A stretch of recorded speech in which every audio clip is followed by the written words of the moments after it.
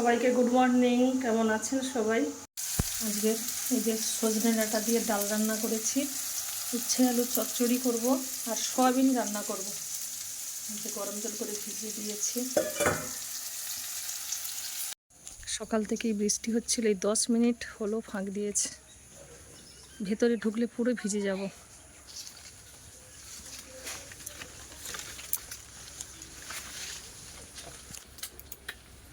গাছের ডাল একদম নুয়ে পড়েছে, এত বৃষ্টি হয়েছে।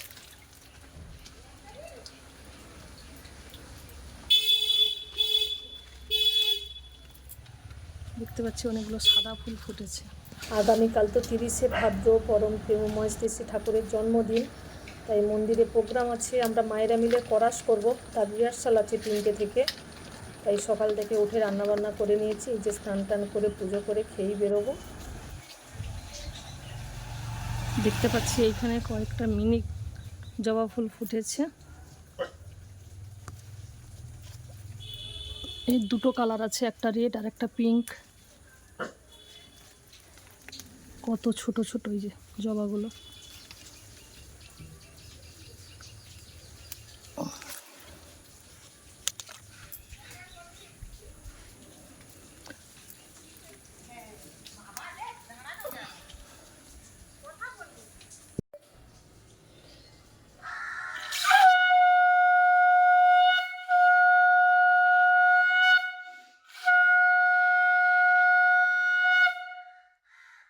এই তো বেরিয়ে পড়েছি, অনেকটাই লেট হয়ে গেছে। মায়েরা সব ফোন করছে।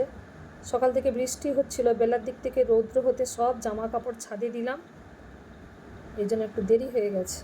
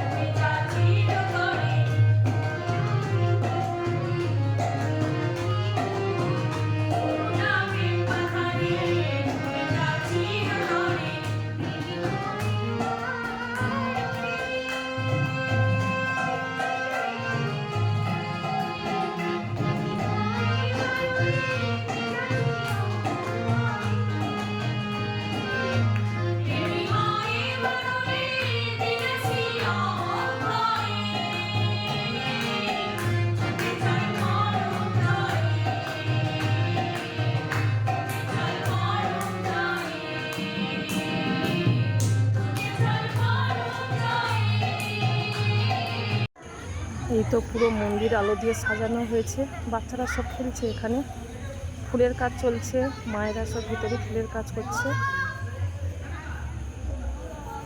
দূর থেকে খুব সুন্দর লাগছে। আগামীকাল তো পরম প্রেমময় শ্রী শ্রী ঠাকুরের জন্মদিবস। ভোর থেকেই নানা মাঙ্গলিক অনুষ্ঠানের মধ্যে দিয়ে কালকে পালিত হবে।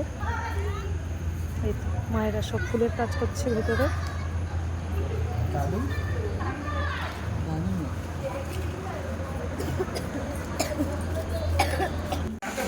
আগামীকাল আনন্দবাজারের জন্য এই যে সবজি কাটা হচ্ছে, দাদা মায়েরা সবাই মিলে সবজি কাটছে এখানে।